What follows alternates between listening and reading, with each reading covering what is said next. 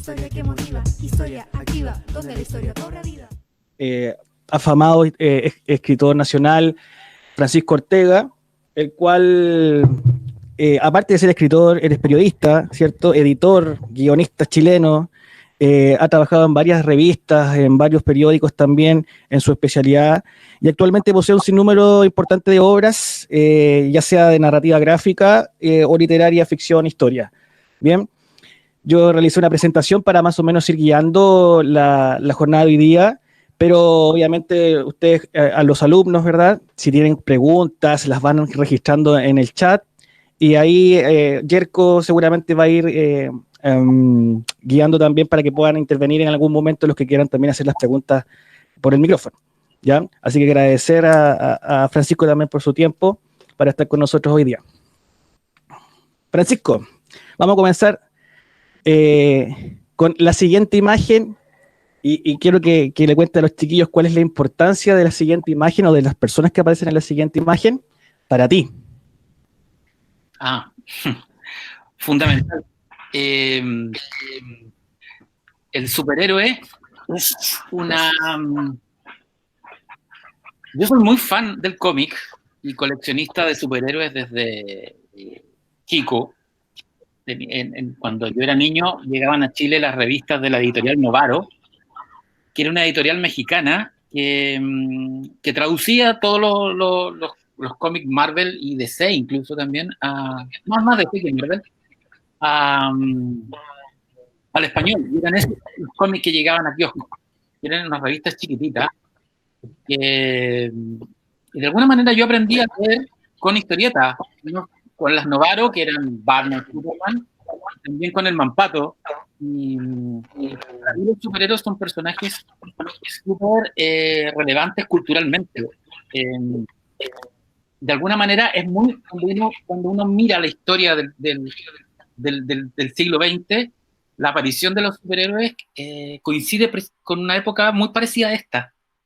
El primer superhéroe, que es Superman, surge en el año 39, justo después de una gran crisis económica y de la gripe española.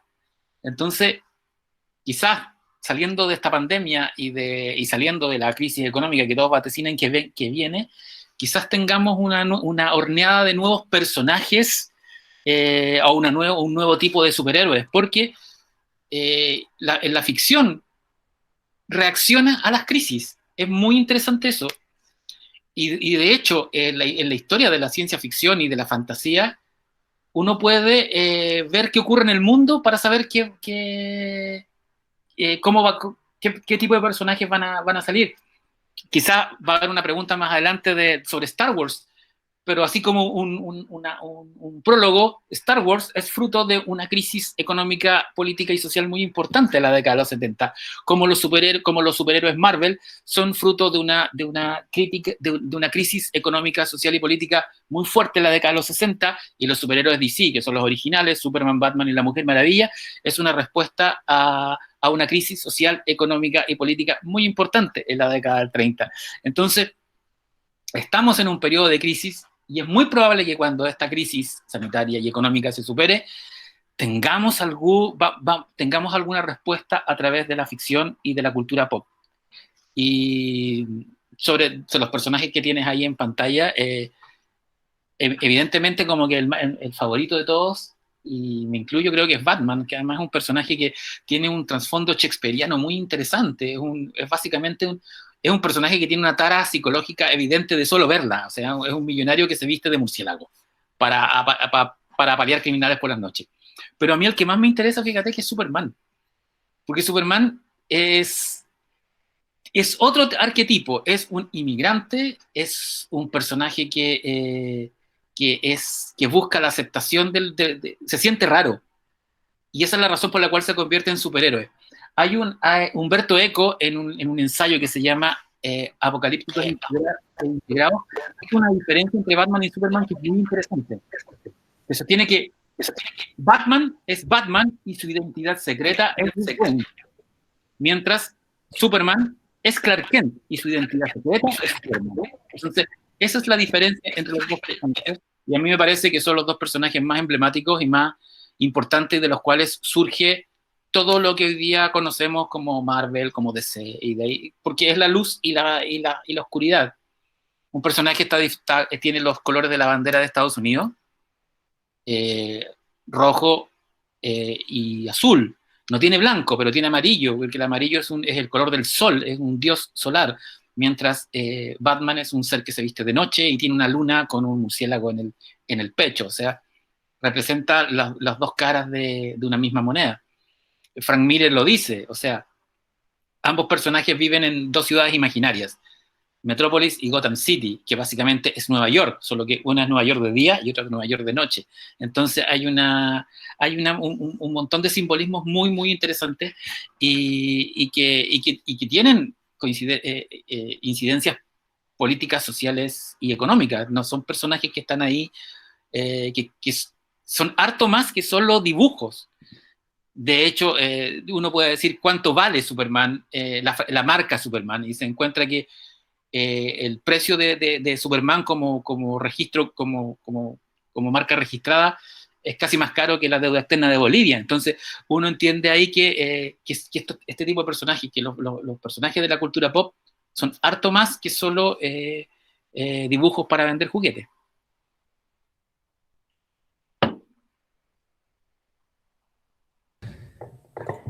Francisco, ahí se escucha, ¿cierto? Sí, te escucho. ¿Sí? ¿Cómo nace el interés por escribir? Me imagino yo que desde niño tuviste algún afán con el tema de la escritura, o nace en algún momento específico, y también llevarte a la segunda imagen que tiene que ver relacionado con lo anterior, ¿cierto? Con esto de las historietas, los cómics. ¿Cuál es la importancia para ti de esto? Porque finalmente es parte de tu trabajo también, no precisamente hasta que está en la imagen, pero en el concepto general. Sí, no, ¿Y cómo nace el escribir? ¿Por qué escribo? Me han hecho harto esa pregunta y siempre voy hacia atrás. Y es por memoria. Fíjate que yo nací y viví los primeros 18 años de mi vida, 17 años, en Victoria, una ciudad que queda cerca de Temuco, básicamente una localidad, un pueblo cerca de Temuco, un poquito más al norte, y nací ahí y crecí en los años 80. Que en los años 80 fue muy raro, estábamos dentro de en un régimen militar de gobierno, donde había escasez cultural, no había tanto estímulo, pero además estar en el sur era muy raro, porque era una ciudad que básicamente había un solo canal de televisión, o sea, nosotros veíamos el canal 7 o no veíamos nada más, entonces había que arreglárselas con lo que estaba a mano, y lo que estaba a mano eran libros, revistas viejas, tipo Selecciones del Reader Digest, el Mampato, y en mi caso muchos cómics. Y fíjate que en mi caso estaba, porque a mi papá le gusta la historieta, mi papá le gusta sobre todo las historietas, le gustaban las historietas de vaqueros, entonces tenía una colección de historietas de vaqueros, de cowboys. Pero también había Tarzán, había James Bond en cómic de los años 60.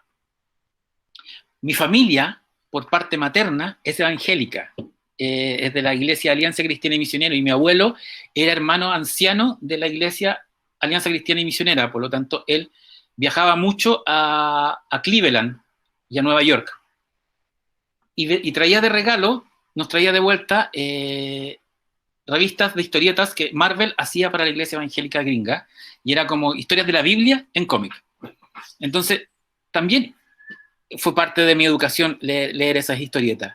Yo tengo una ensalada religiosa en mi crianza, porque mi familia paterna es católica y mi familia materna es evangélica. Yo fui de primero a octavo a una escuela que era evangélica, pero de primero a cuarto medio a una iglesia católica. Me casé por la iglesia católica, pero tengo los sacramentos evangélicos. Entonces, bueno, soy como una cazuela cristiana. Hoy día soy más bien agnóstico, pero esa es otra historia, ese es otro tema. Yo creo que por lo mismo, tengo tanta cazuela cristiana mezclada que se me mezcló todo. Y bueno, ahora la otra parte de la pregunta, ¿por qué escribo? Mi papá me llevaba harto al cine cuando chico, a ver desde las películas Disney hasta películas de imagen real. Y a los 8 años debe haberme llevado a ver, no sé si cuál fue primero, todavía no me acuerdo si fue El Imperio Contraataca o Superman 2. Pero sí sé que fue una de esas dos películas.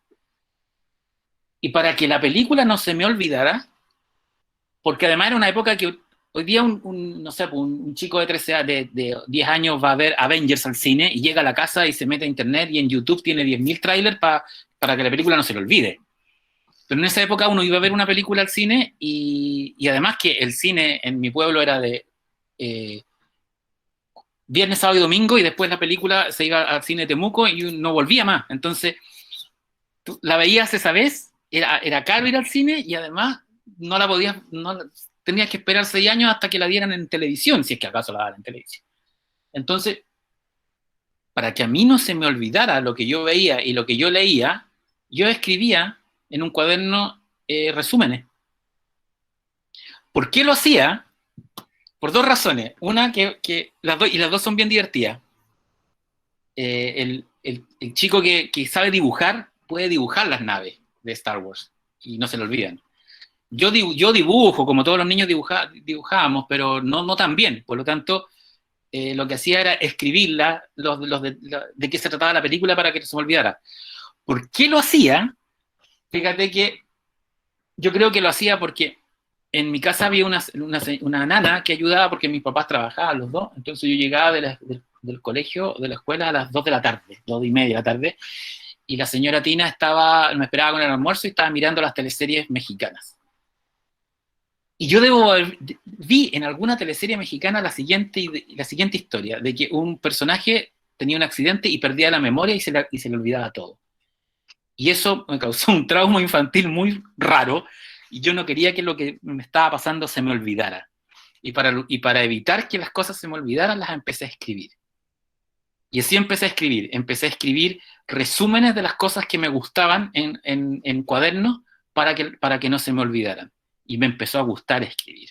Y estoy hablando de que empecé súper chico, a los 8 años. Yo tengo cuadernos de 8 años de historias, y historias de cosas que me pasaban y cosas que también inventaba, porque inventaba mis propias versiones de lo que me gustaba. No sé, me acuerdo que daban Transformers, por ejemplo, y yo escribía unas historias de los Convertitrones, que eran como mis versiones de los Transformers, con mis propios nombres. Entonces como que hacía ese tipo de juego.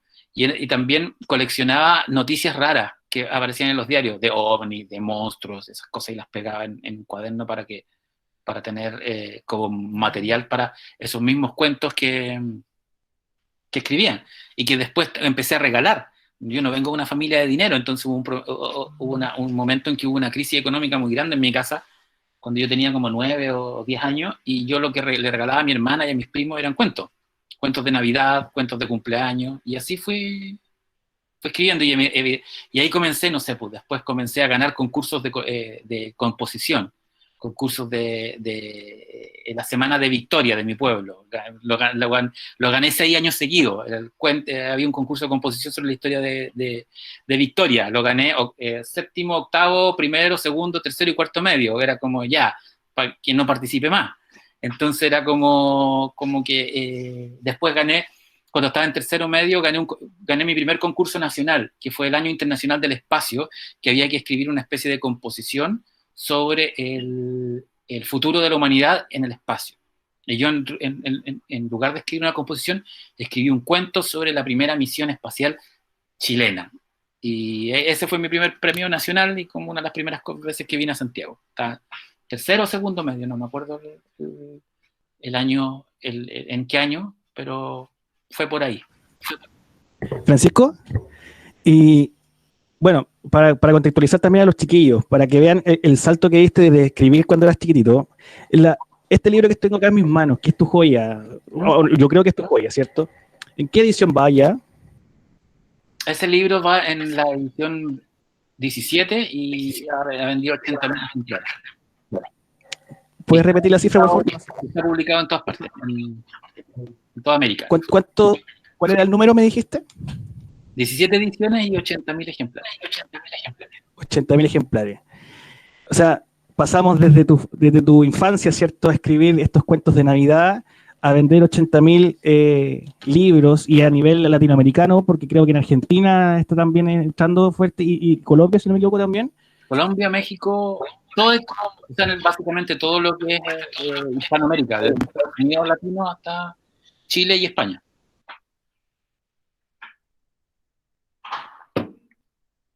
No te escucho. Ah,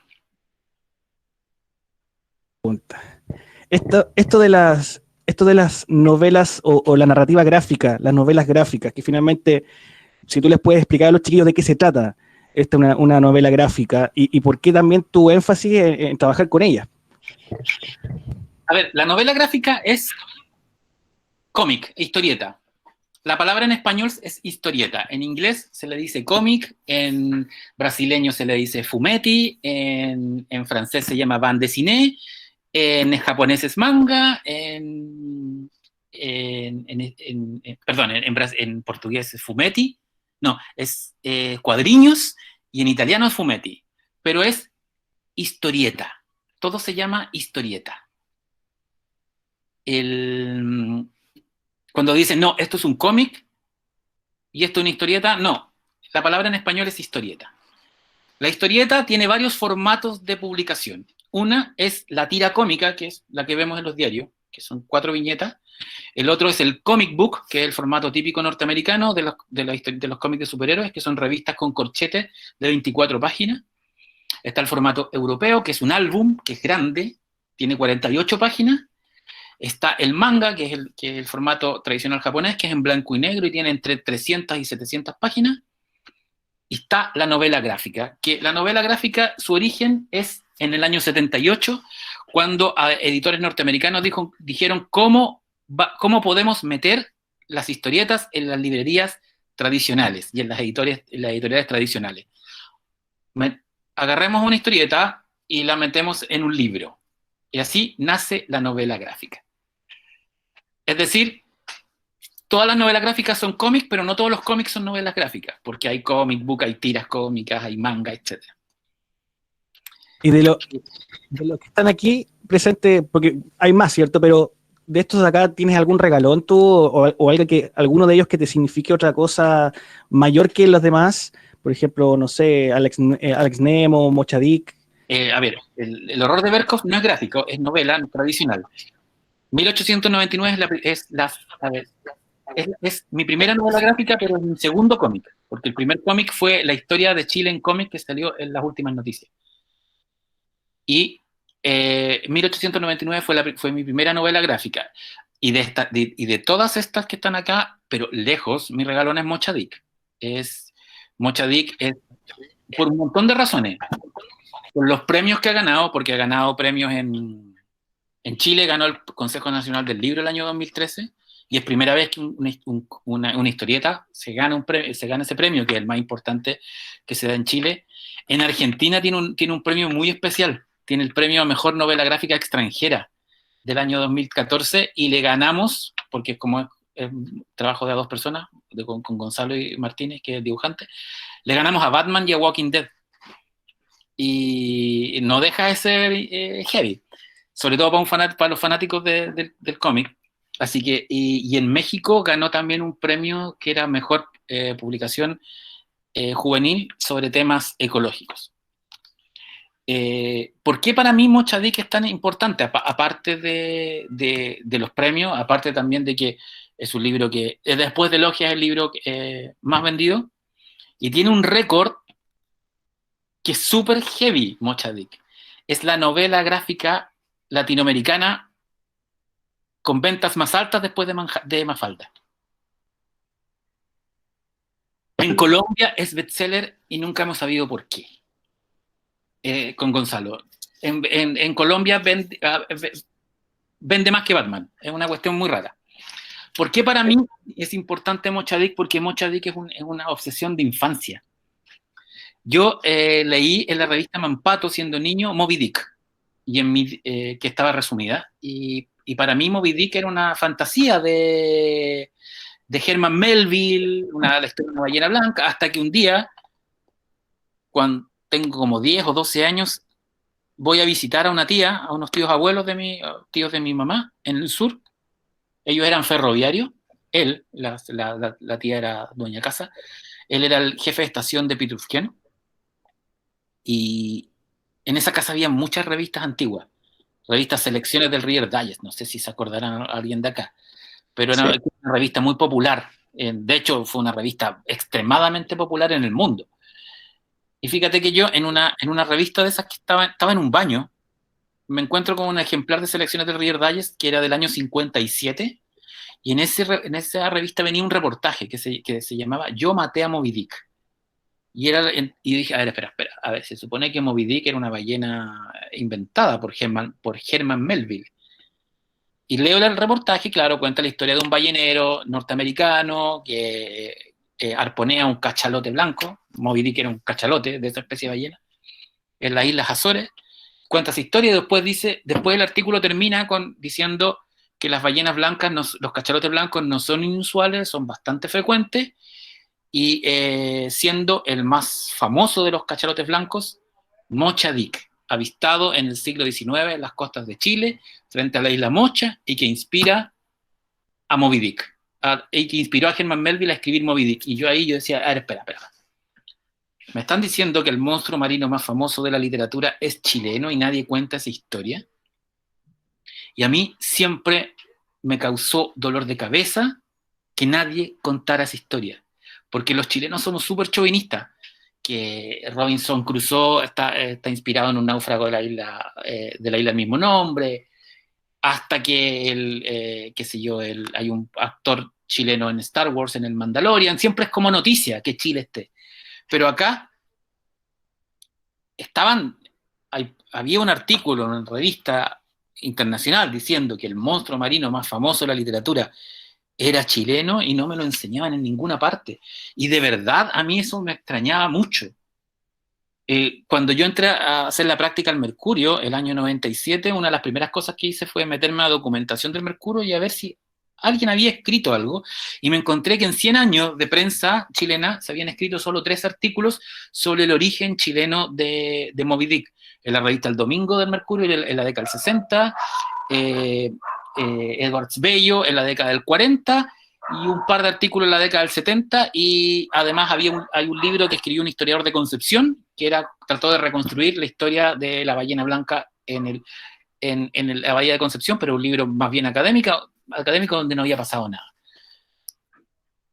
Y yo después, cuando fui editor de la revista Muy Interesante, yo fui editor de la Muy Interesante 3 años, de la edición chilena de la Muy Interesante, llevé el artículo, hice un artículo periodístico sobre la ballena blanca, pero igual, era una historia demasiado potente como para que nadie la contara. Y finalmente con Gonzalo Martínez decidimos hacerla en cómic porque nos gusta el cómic.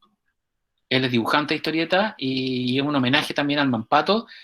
Y yo creo que este libro ha ido leído tan bien y ha funcionado tan bien por varias razones. Uno, imagino que es bueno.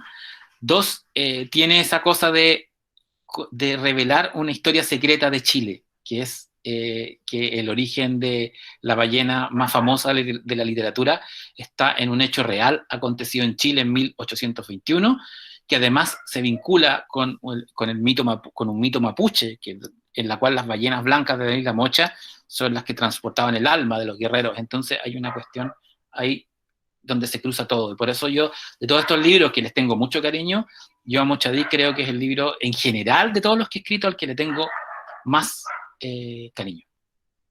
Excelente, ¿eh? Disculpa, Sebastián. Es que, mira, aprovechar, digamos, la temática. Uno de los asistentes nos hace una pregunta y nos plantea si es que podrías tú considerar algún personaje de la historia de Chile que después de esta pandemia quizás pueda ser transformado por ti en un superhéroe de cómic. A ver, eso? Es curioso porque yo inventé un superhéroe. Fíjate que hay un trabajo y todo el mundo lo puede encontrar en la página de Codelco. En codelco.cl buscan las aventuras de Cobre y lo pueden encontrar. Fue una historia muy divertida. Así, se las voy a contar así lo más rápido que pueda. Un día domingo, en la noche, en una casa muy acomodada de Santiago Oriente, había un señor que era uno de los gerentes de Codelco, estaba mirando con su hijo Iron Man. Su hijo tenía 9 años, 10 años, y le dice: papá, si existe el hombre de acero, Superman, y existe el hombre de hierro, Iron Man, ¿por qué no hay un hombre de cobre? Y a este señor le explotó la cabeza. Y justo Codelco, durante el primer gobierno de Bachelet, estaba desarrollando toda una campaña de acercarse a los colegios. No, fue el gobierno de Piñera, el primer gobierno de Piñera. Y estaba haciendo un montón de actividades de qué sé yo, de acercamiento al público. Y sobre todo a los niños, en las ciudades donde hay minas, Calama, Rancagua. Y a este señor se le ocurrió armar un superhéroe chileno. Y con Nelson Daniel habíamos sacado recién 1899. Entonces, este señor se metió al diario, vio esa cosa y nos contactó a través de una agencia de publicidad. Entonces nos dice si podemos ir a hablar con él.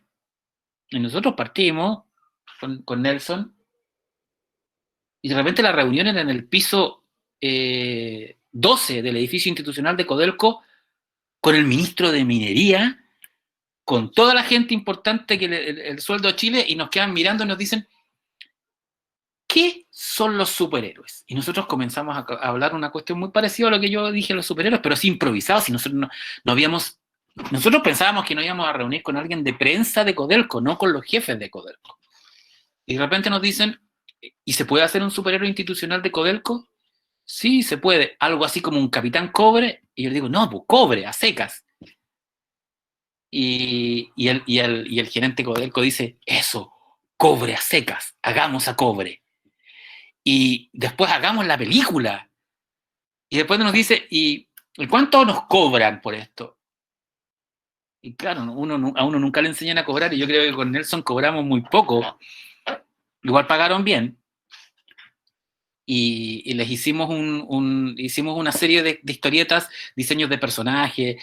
Gracias a eso, Codelco auspició la primera Comic Con, y quedó como quedaron un montón de proyectos con ese personaje y con esa idea, pero hubo cambio de gobierno, cambio de gerencia de Codelco, dijeron esto es un gasto de plata innecesario, y ahí quedó, pero alguien puso ahí el link, lo pueden leer y bajar en PDF, está todo lo que existe de cobre, está ahí. Ahora, ¿qué personaje chileno se podría convertir en superhéroe? Yo creo que en Chile hay un superhéroe. Hay dos casos de superhéroes muy freak. Uno es un personaje histórico, que es Manuel Rodríguez, que Manuel Rodríguez, hay cosas que se saben muy poco de él. La prensa de la época en la colonia le otorgaba poderes. Decían que Manuel Rodríguez hablaba con los duendes, se convertía en un zorro, se convertía en un pájaro, tenía poderes de murciélago, era una serpiente, le daban superpoderes.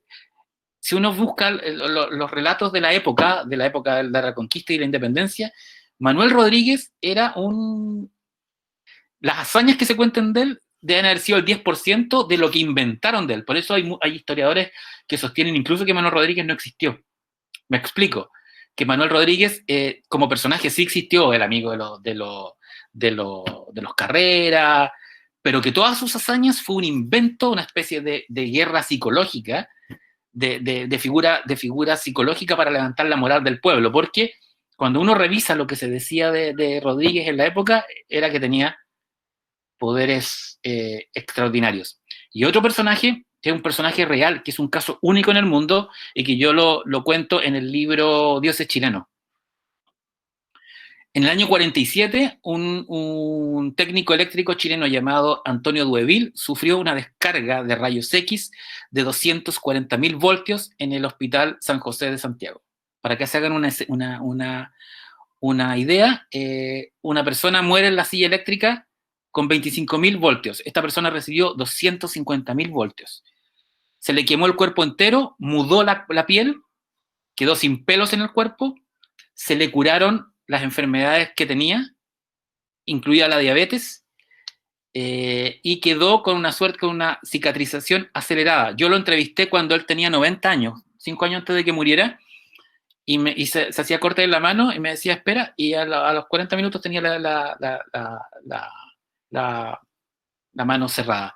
Y de hecho, en la época, a él, la revista Vea hizo reportajes como Superman existe y es chileno. Y es un caso muy raro, y lo pueden leer entero en el libro Dioses Chilenos. Ahí está completo. O incluso cuento la historia entera en el podcast que yo hago en emisorpodcasting.cl. busquen La Ruta Secreta, está el capítulo Superman es chileno. Ahí cuento la historia completa y hablo y reconstruyo la entrevista ¿cómo se llama? Con Antonio Cruz. Y así que ahí es como para armar una suerte de Liga de la Justicia chilena o Vengadores o lo que sea. Interesantísimo, Francisco. Yo estaba muerto de la risa acá porque finalmente, claro, uno esas cosas no las sabe, no las maneja, y cuando tú la cuentas uno también se envuelve, ¿ah? Estaba como en el suspenso ahí mismo y uno como que también cae en el tema de tratar de imaginarse. Uno tiene imaginación, pero no siempre la trabaja, yo creo. Y claro, eso de que pasó en Codelco con Cobre, notable. Mira, tengo una serie de conceptos para ir dándole un poco de dinamismo mayor a esto, en el sentido de que respuestas cortas y según tu percepción a los siguientes conceptos, mientras algunos chiquillos a lo mejor ya comienzan a escribir algunas preguntas que puedan tener, ¿cierto? Tengo algunos conceptos acá que me gustaría que tú te refirieras brevemente. ¿Qué son para ti estos conceptos? Voy a comenzar con el primero. Ficción. Ficción es la manera en que concretamos la imaginación. Es decir, imaginamos algo y a través de la ficción hacemos que eso que imaginamos tenga forma, ya sea en un libro, en un guión, en una película, en un cómic, en lo que sea.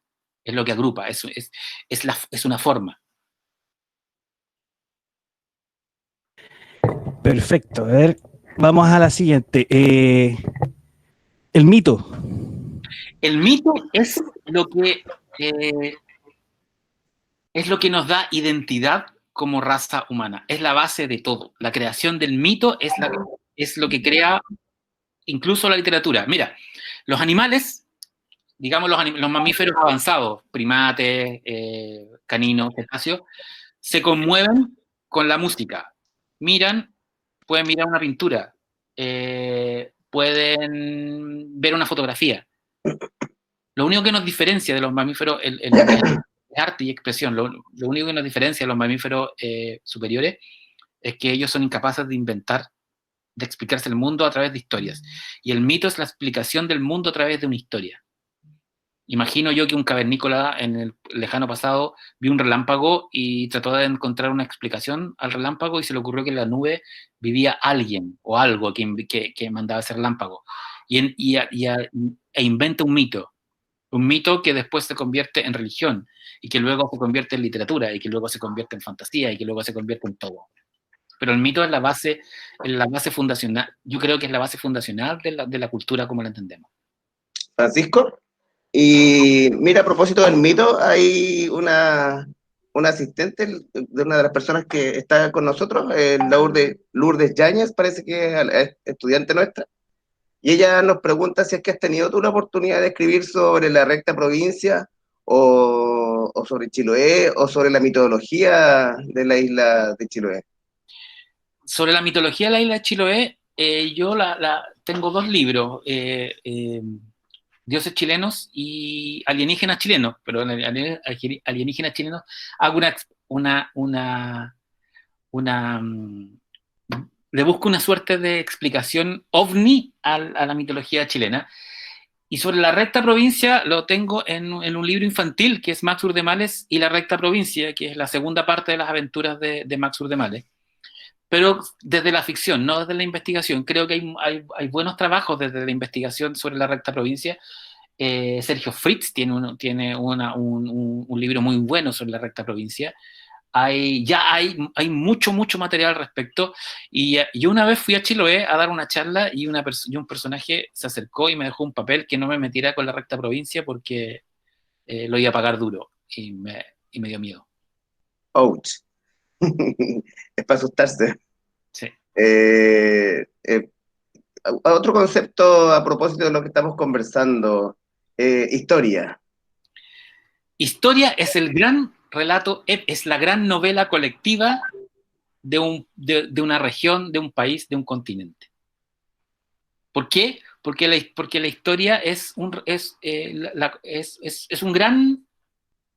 gran construcción. No hay forma de saber si los hechos realmente sucedieron como nos lo enseñan. Siempre vamos descubriendo más cosas. Entonces, básicamente es una construcción subjetiva, es un relato. Es una gran novela no escrita, de la cual todos somos partícipes. Perfecto. Y sobre la realidad, ¿qué nos podrías decir? Cualquier historia que no tenga dragones. Ah, perfecto. ¿Y unicornios? Y sobre la conspiración, Francisco. La conspiración es folclore contemporáneo. La conspiración es la explicación que buscamos cuando el mundo nos supera.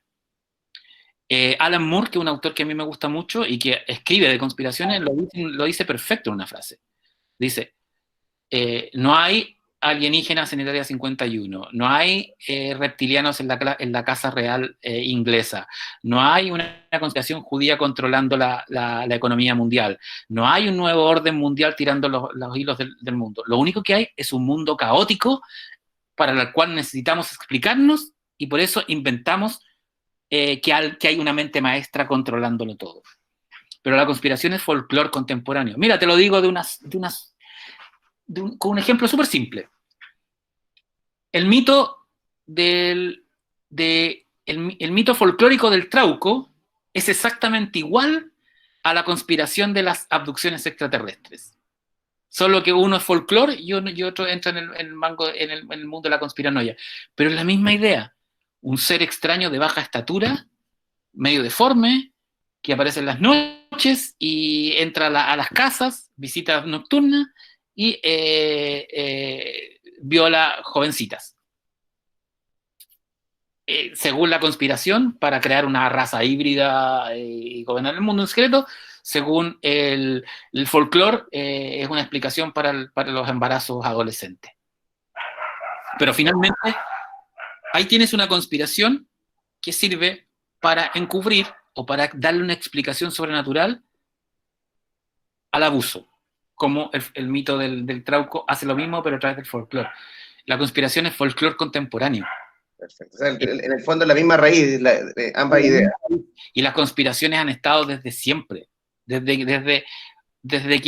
que dos personas se juntaron a decir un secreto y no toman en cuenta un tercero, ese tercero inventa una conspiración. Mira, es tan simple como lo siguiente. En el siglo XVII comienza un periodo histórico que se llama la Ilustración, que es básicamente que los intelectuales de la época, sobre todo se alejan del orden que estaba establecido, que era el orden dado tanto por la nobleza como por la Iglesia Católica. Los grupos ilustrados dicen, nosotros lo que vamos a proponer es un nuevo orden mundial. New World Order, es básicamente alejarnos del viejo orden. De la Ilustración viene la masonería, etc. Y cuando se funda Estados Unidos, que toman los ideales ilustrados, ellos ponen en el billete de dólar nuevo orden mundial. Era el lema de la Ilustración, de un proceso histórico, pero hoy día alguien descubrió ese New World Order y dice, no, aquí hay la clave de hay una conspiración que trata de gobernar el mundo. Y no tiene nada que ver con un gobierno mundial. Es un ideal de la Ilustración que viene del siglo XVII. Pero nos tratamos de explicar de dónde viene ese lema, inventando que hay una gente que tira los hilos. Interesantísimo en todo caso, porque finalmente dentro de la construcción de la imagen de la realidad, vamos generando un montón de historias que no son reales, porque son fantásticas. Entonces, en ese sentido, quizás recogiendo de los conceptos que Sebastián pone en la lámina, ¿cuál sería la dicotomía o la diferencia entre la fantasía y la realidad? La fantasía, yo creo que llega un momento en que todo se cruza. Todo se cruza. Yo creo que, y como te dije, la realidad es donde no hay dragones y la fantasía es donde hay dragones. Fantasía es el mundo donde habitan los fantasmas, de ahí viene la palabra, de hecho, y donde habitan los unicornios, los dragones, pero finalmente la realidad también tiene sus fantasmas y y a veces son más terribles. Yo lo trabajé en un libro, en Salisbury, que es un libro que tiene que ver con qué es más terrible, los fantasmas sobrenaturales o los fantasmas reales. Ouch. Ese. Fuerte reflexión que debiera derivar de aquello, ¿ah? Mira, hay una pregunta a propósito de este conjunto de conceptos que has desarrollado. Hay un niño de quinto básico que nos pregunta para su edad, ¿qué tú le recomendarías que le permita a él, obviamente, entretenerse y crecer y distinguir tal vez dentro de estos conceptos que hemos planteado acá? Yo creo que para la edad que tiene quinto básico, un buen libro es El Señor de los Anillos o El Hobbit. Es un buen libro para entrar en este mundo. Perfecto. Y también Harry Potter. Harry Potter yo lo valoro harto. Es un libro, y creo que Harry Potter cada vez mejoró más como literatura. Cada libro era mejor que el anterior. Es una buena entrada. Y de mis libros, yo creo que Dioses Chilenos es un libro que puede, o Mochadic, son libros que son para 8 a 88 años. Creo que Dioses Chilenos es un libro de historias míticas y de historias que cruzan la fantasía con la leyenda, y que yo la escribí pensando en lectores de 8 a 88 años. Excelente. Gonzalo Santana era el autor de la pregunta, así que Gonzalito, espero que haya quedado conforme con la respuesta. Sebastián, yo mientras voy Sí. despejando. Sí, me parece que yo creo que podríamos entrar a tus libros. Yo creo que por tiempo vamos a alcanzar a ver, y me interesa ver el tema de dioses chilenos, e incluso el último que tiene relación, ¿cierto? Que es el tema de el alienígena, ¿cierto?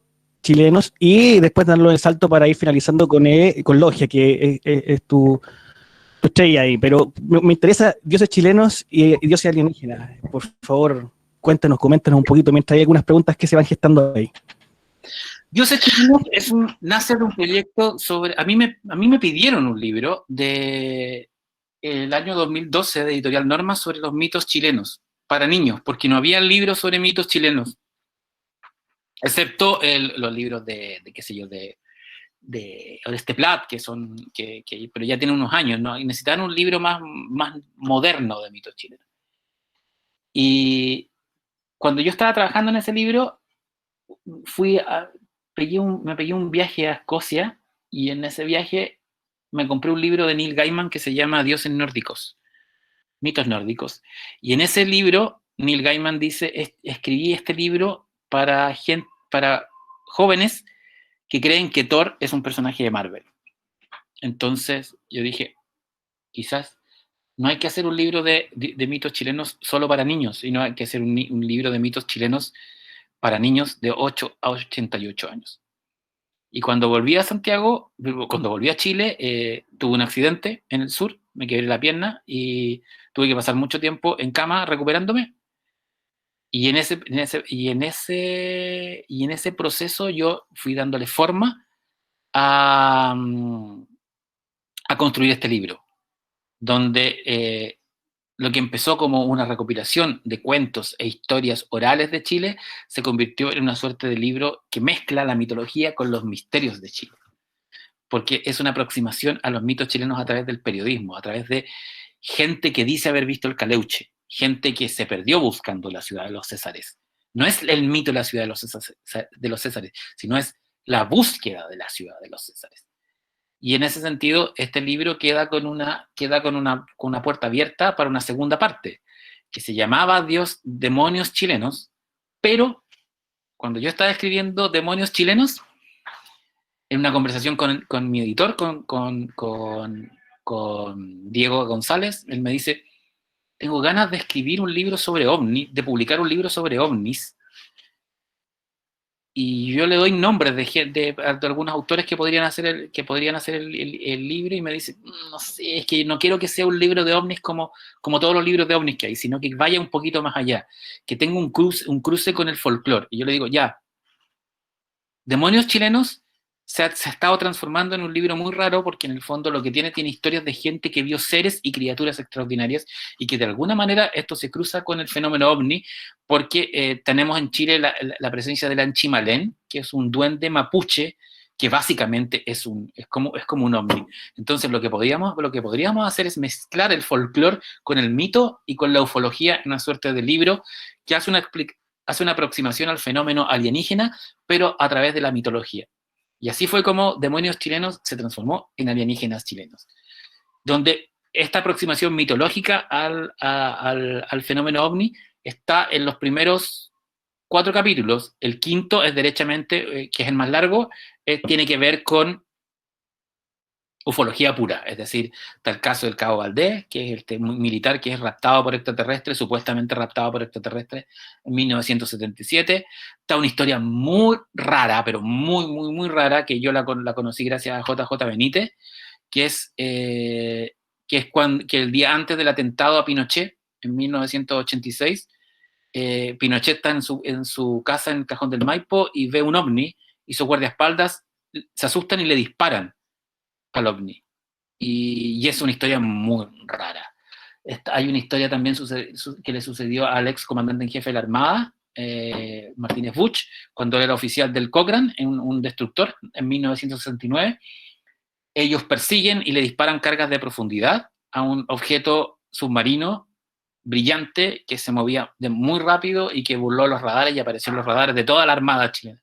Entonces está también la búsqueda de una supuesta base secreta que habría en el norte, de la cual hablan aviadores. A mí me lo cuenta un ex oficial de la FACH, donde incluso habrían objetos extraños de forma triangular que han sido recuperados y han sido guardados en esta suerte de Área 51 del norte de Chile. Francisco, perdón. Pancho, sí, es que me acostumbro a decir Pancho. ¿Tú crees en los ovnis? Yo, creo, no es que crea en los ovnis, creo en las historias que me cuentan las personas.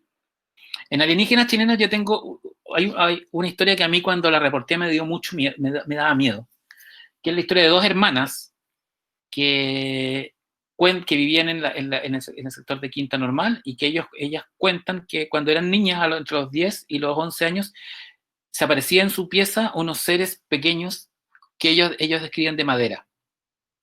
Nunca les hicieron nada, solo aparecían y las miraban y se iban. Nadie les creía. Una de ellas hoy día es una doctora, es ginecóloga, trabaja en una clínica importante de Santiago y en un hospital, y la otra es ingeniera química y y trabaja en un laboratorio no es Berlín, en Múnich, creo, en Alemania. Formación científica, beca presidente de la República, con ESIT, etcétera, matemáticas muy racionales, y cuando yo las entrevisto me dice, mira, nosotros tenemos una formación científica, una formación muy lógica, muy biológica, muy matemática, pero nosotros no podemos explicar lo que nos sucedió entre los 10 y los 11 años. Sabemos que ocurrió algo. ¿Qué? No tengo idea. Y me pasa exactamente lo mismo. Yo no sé si lo que la gente ha visto son efectivamente naves extraterrestres, pero sí sé que hay gente que ha visto y ha experimentado fenómenos extraños que de alguna manera tienen que ver con el cielo, que a lo mejor no son de otro planeta, a lo mejor es un fenómeno natural que desconocemos. Cruce de, qué sé yo, hasta la misma teoría del multiverso puede estar acá, que básicamente no vivimos en un universo, sino que existen muchos universos paralelos y a veces estos universos se cruzan. Entonces cuando se cruzan se producen fenómenos extraños, hasta objetos que son objetos como aviones prototipo, drones que son identificados por error con objetos voladores no identificados. Entonces yo creo en la versión en lo que me cuentan las personas, pero no sé si eso tenga una explicación extraterrestre. Francisco, Seba, dame a propósito de esta combinación, digamos, que se hace entre los relatos verídicos, reales, y la fantasía, no sé, Lidia, no, junto con saludarte, evidentemente, con harto cariño, plantea una pregunta: si es que tú sabes algo, tienes información sobre la casa embrujada en Cutún, dentro del Valle del Elqui. O sea, esa historia es heavy, es muy heavy, que caían piedras en el techo, que la casa estaba viva. Yo creo que una dentro del Chile paranormal es una de las historias más espeluznantes que hay. La conozco bien por encima, más por conversaciones con gente que lo ha investigado en serio, como el, qué sé yo, ¿cómo se llama? Bueno, se me olvidó el nombre. Pero es una de las historias, es una historia bien aterradora, es una historia como para película de terror, la casa de Cthulhu. O sea, ahí hay un desafío interesante entonces, pues. Sí, o sea, yo por ejemplo, lo que quedó pendiente en mi teléfono es el supuesto ovni que se habría estrellado al norte, ahí al fondo del Valle del Elqui, pues, ¿cómo se llama? En Paihuano, ¿no? No. Sí. Y que fíjate que cuando yo fui a la Feria del Libro de La Serena, el año 2010, deja sacar la cuenta, el 16 o el 15, que hubo como que el tema de la Feria del Libro era conspiraciones en La Serena, y nos invitaron con Baradit y con Salfate. Se acercó a mí un suboficial de carabineros de la zona de arriba y me dice, yo le voy a contar todo lo que pasó allá arriba. Y nos contó camiones que subían, helicópteros y todas estas cuestiones. Entonces creo que ahí hay una historia como más grande, como que quizás para un libro entero sobre el caso Paihuano, que es como el Roswell chileno.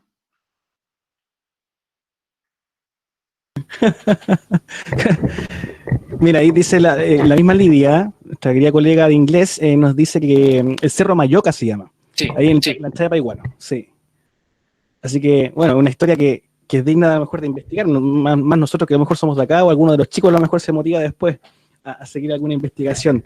O sea, en la zona de ahí, bueno, todo lo que es el cajón del Elqui está lleno de historias bien particulares, bien interesantes. Yo me acuerdo que mis ex suegros vivían en Coquimbo, en una casa que está al lado de la casa donde vivía este señor, ¿cómo se llama? Que es grande, que habla así, que es como, que es un demoniólogo, y que fue... Hugo Cepeda.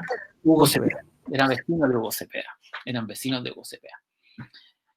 Y yo conocí a Hugo Cepeda en Coquimbo, porque él se quedaba en la casa al lado, y siempre nos juntábamos a conversar, y él me hablaba de esas casas del barrio inglés de Coquimbo, donde ocurrían una cantidad de hechos sobrenaturales que es como para agarrar y hacer una suerte de Coquimbo misterioso y fantasmagórico. Y él contaba esa historia, contaba sobre el olor a casas con olor a... ¿Cómo era? Con olor a azufre, porque estaban plagadas de demonios, y las casas con olor a lavanda, que son las casas que en el fondo han sido bendecidas por seres como benéficos. Pero la historia de Kutum yo la encuentro, volviendo a la pregunta, la encuentro alucinante. Encuentro que es como para hacer una película tipo El Conjuro sobre Kutum. Claro, en el caso del Conjuro, la casa que muestran es una casa como mucho más armada. La casa de Kutum es una choza. Entonces, habría que tomar algunas libertades creativas, pero es muy, muy raro lo de Kutum. Muy, muy, muy raro. Bueno, cosas que solo ocurren en Chile. ¿Sí? Este es un país donde todo el mundo ha visto al diablo. O todos tenemos algún conocido que ha visto al diablo. El diente de oro. Cuéntanos un poco más de eso, de ese folclore sobre el diablo. Yo tengo una teoría que la desarrollo en Dioses Chilenos, en que el diablo chileno no es Satanás, ni no es Lucifer. El diablo chileno es el diablo chileno, que es un personaje que se viste de negro, que tiene los dientes de oro, y que aparece desde Arica a Punta Arenas. Y que además es un personaje que es como un pícaro con superpoderes, porque ayuda a la gente. Y de hecho, si uno hace la revisión de todos los mitos del diablo en Chile, el diablo chileno siempre se termina arrepintiendo y pidiendo perdón. O sea, termina siendo un personaje que a la larga es bueno, que es como pícaro, que como que se lleva el alma, que es como monstruoso, pero no es un personaje malo, es un duende el diablo chileno, el diente de oro, que deberíamos recogerlo más como personaje popular.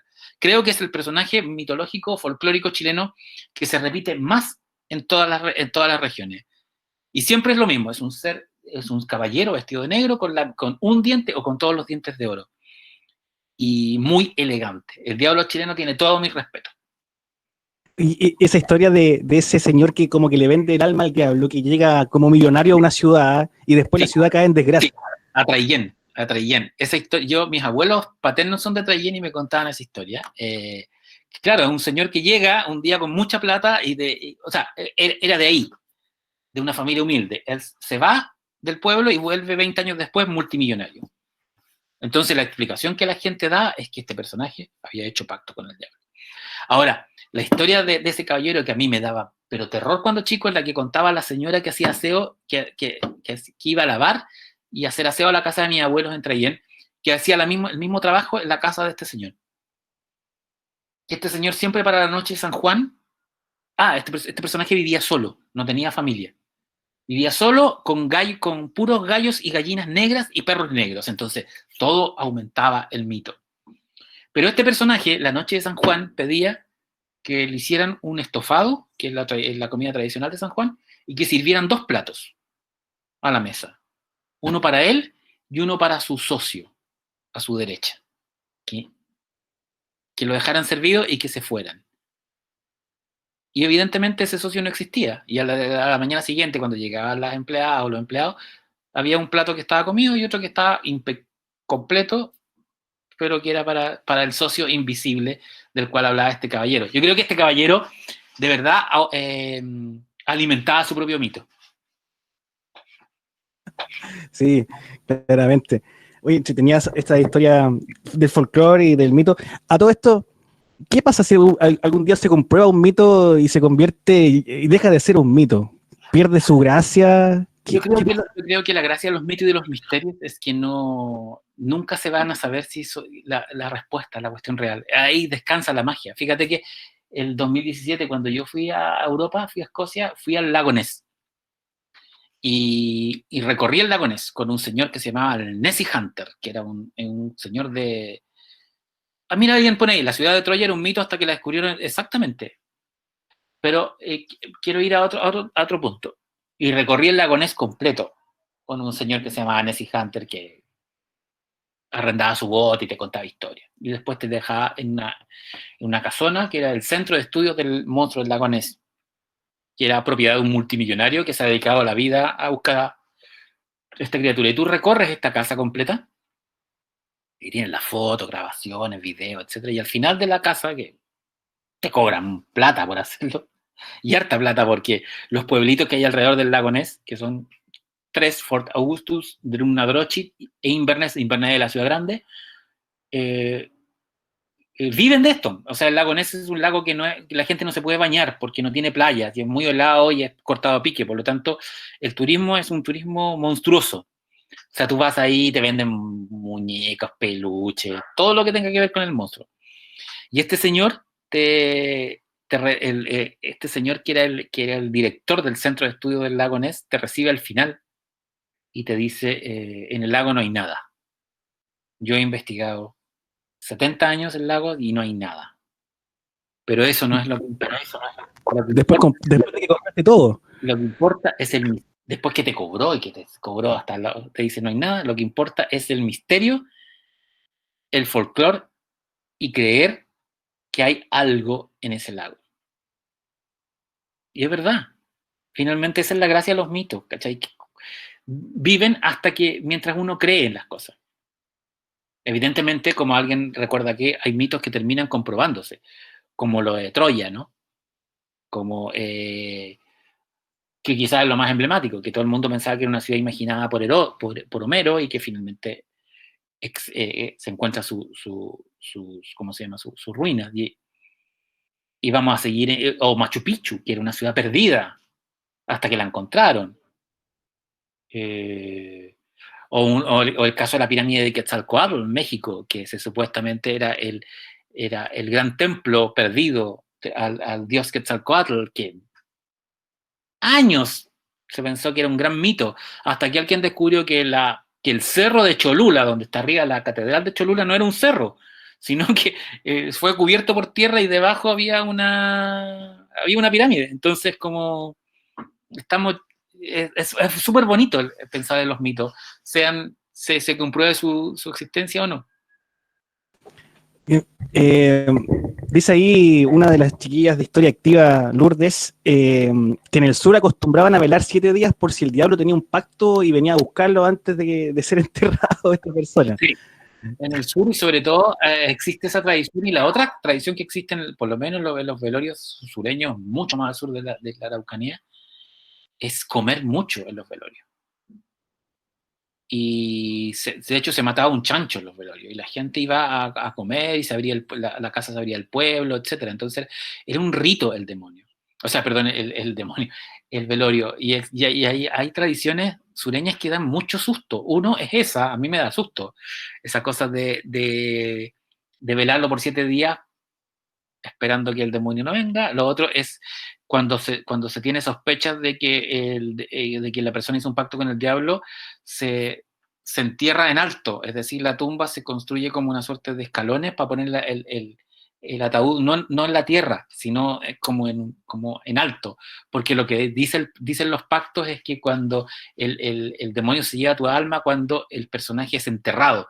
Entonces, si el que hizo pacto no es enterrado, sino puesto en alto, no puede venir el demonio. Y lo otro que existe en el sur es que nunca dejar que las guaguas duerman con ancianos, porque los ancianos toman la energía, sin darse cuenta, la energía de las guaguas, como vampirismo, como muy lo que se ve en la película Doctor Sleep, ¿no?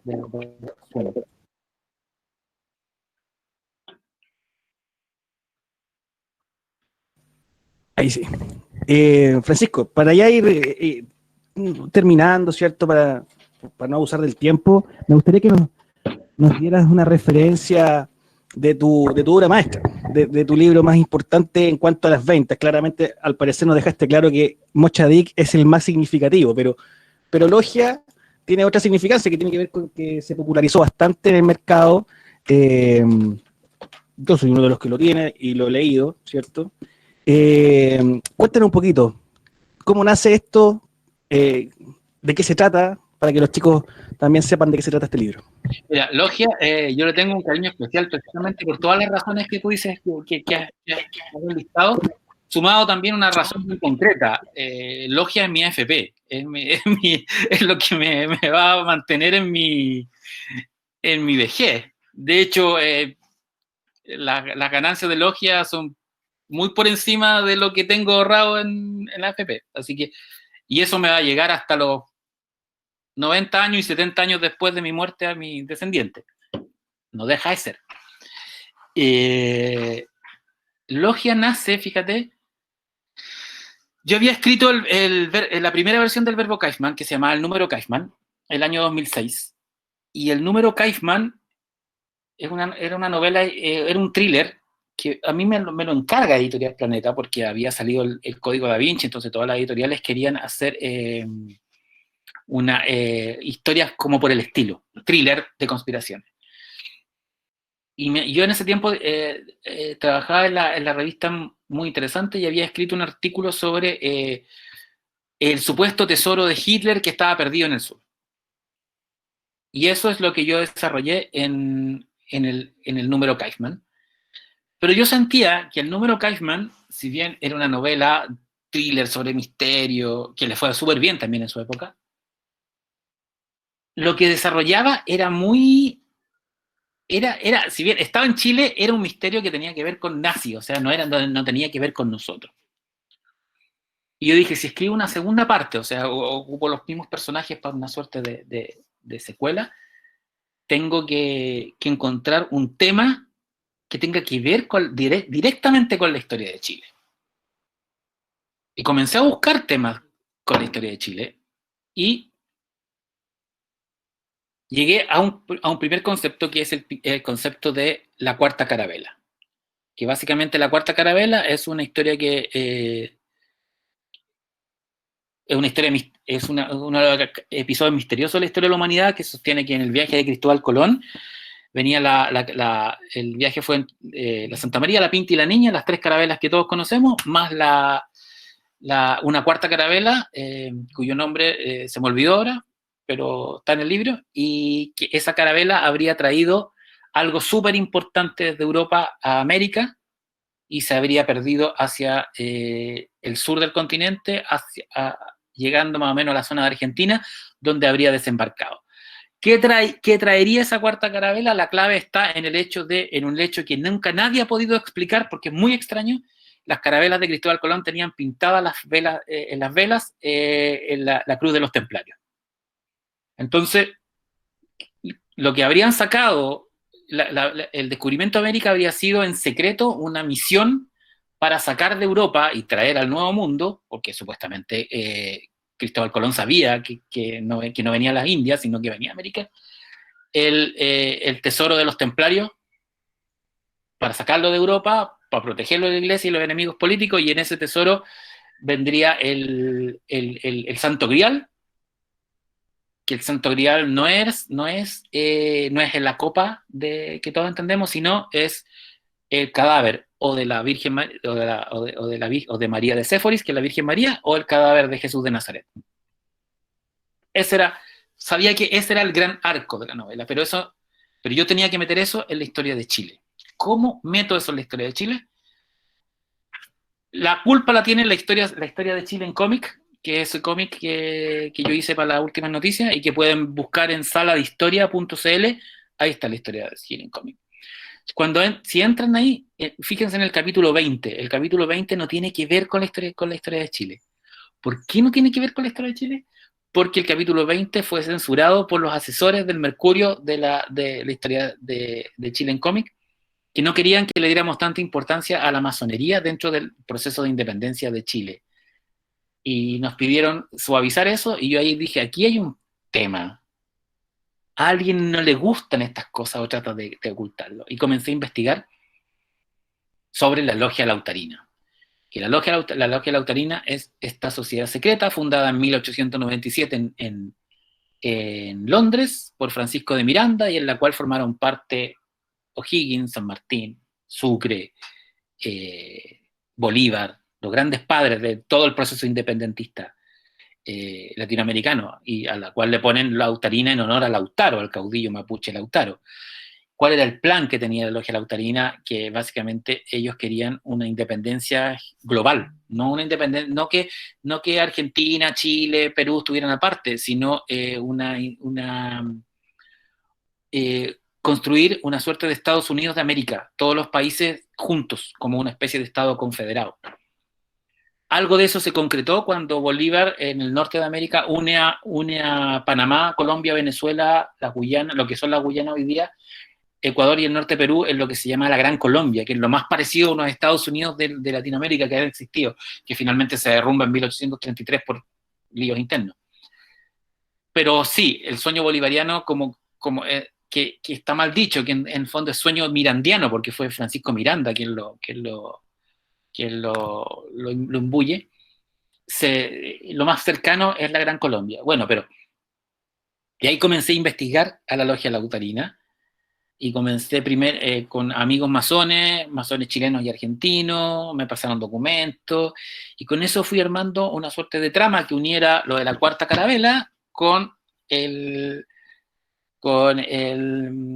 la logia Lautarina, donde básicamente yo lo que ficciono es que la Logia Lautarina habría tenido además un proceso, una misión secreta de proteger ese tesoro que habrían traído los templarios en el cuarto viaje de Colón, y lo habían escondido en Santiago.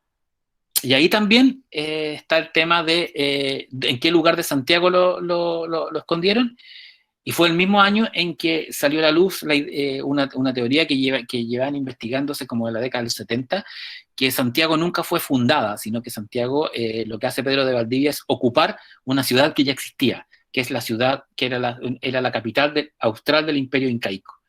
Entonces, Logia es una suma de estos 3 elementos, pero a través contado como un thriller de misterio, donde un personaje le van ocurriendo cosas y va descubriendo, y va viajando, y va juntando piezas.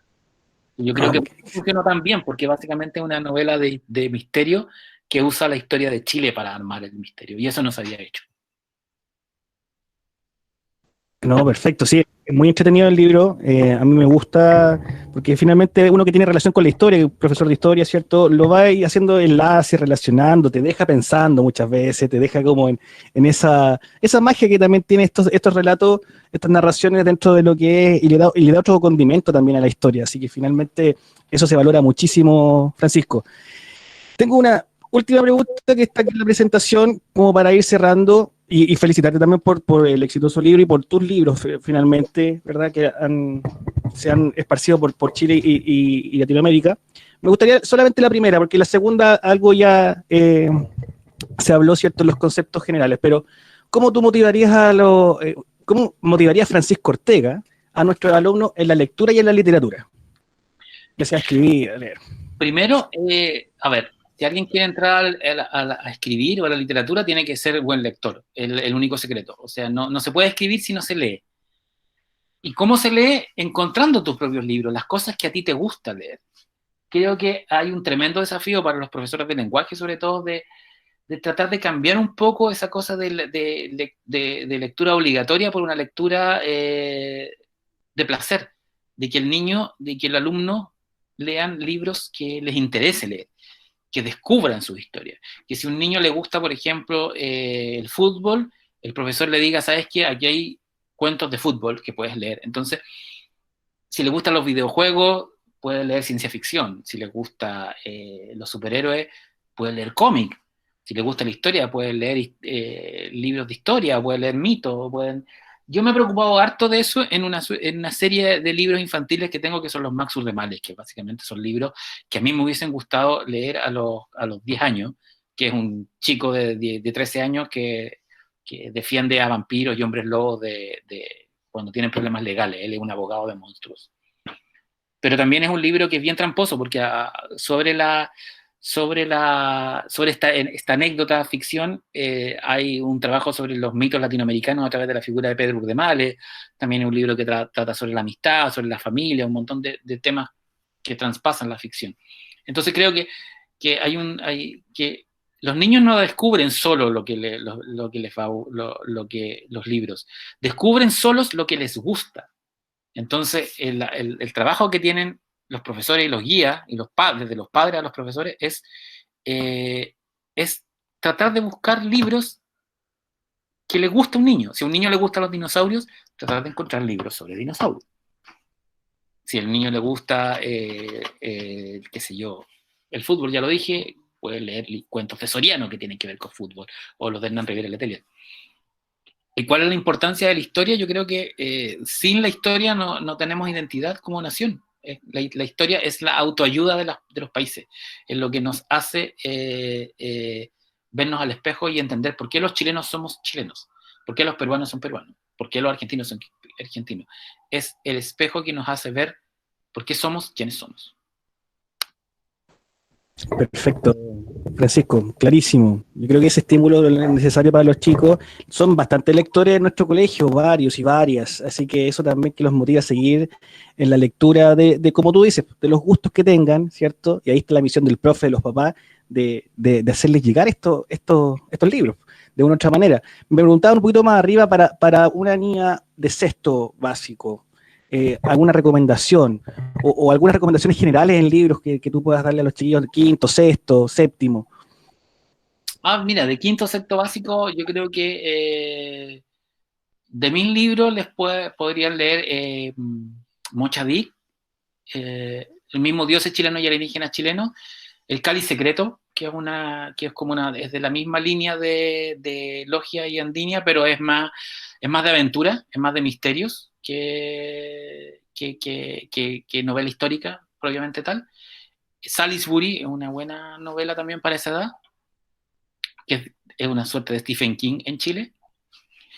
Y es difícil porque porque siempre que uno le preguntan esas cosas, como que empieza a buscar qué tipo de libro. Pero yo creo que que nada, no es tan hoy día no es tan difícil porque existe internet. Entonces, cualquier persona dice, uy, me gustan los libros sobre policiales. Entonces, puede poner en internet novelas policiales y las va a encontrar. Perfecto, Francisco. Yerko, ¿alguna acotación? Miguel Ángel. La verdad, solamente de mi parte agradecerte, Francisco, iluminador, por decirlo menos. Estoy bastante interesado en algunas historias que contaste, así que voy a partir pronto a comprarle a mi hija y para mí también alguna de estas lecturas. Así que también como colegio agradecerte este espacio, este momento, que claro, lo podemos meter en el reloj, pero que indujo en el tiempo y en el espacio en varias direcciones, así que agradecido por esta instancia, Francisco. No, gracias a ustedes por la invitación. Mira, una de las cosas buenas de la pandemia es que ha permitido desarrollar tecnología en la cual antes estas actividades tenían que ser en persona, entonces ahora, o sea, igual no es lo mismo porque falta el lenguaje no verbal y un montón de cosas, pero permite estar cerca, así que hay que agradecer que dentro de todo lo extraño mundo en el que estamos parados hoy día, donde todo es raro, no sabemos lo que va a pasar mañana, qué sé yo, existe esta oportunidad, ¿no? Bien, así vamos a llegar al final de esta jornada. Muy agradecido, como bien dijo Yerko, ¿cierto?, de la presencia de Francisco Ortega, recomendando sus libros también para que los que quieran, ¿cierto?, por gusto puedan llegar a ellos y emocionarse y que les guste el tema del folclore, la cultura, la historia, el mito, la ficción, etcétera. Así que eso va a ir, sin duda, aportando a su imaginación, a su fantasía y quién sabe, a lo mejor futuros escritores, no lo sabemos. Así que agradecidos de todos los alumnos apoderados que estuvieron presentes hoy día, agradecer a Francisco nuevamente, a los profesores que estuvieron presentes, así que desde luego muchas gracias. Gracias a ustedes. Nos estamos viendo, ojalá alguna vez en persona. Sí, por supuesto. Sí, porque no lo tengo firmado. No, sí, pero firmaste. Te voy a cobrar los autógrafos, ¿ah? Ya mira. Está firmadito. Chao. Nos vemos. Chao, Historia querido alumno, activa, que tengas historia que motiva, historia activa, donde la historia cobra vida.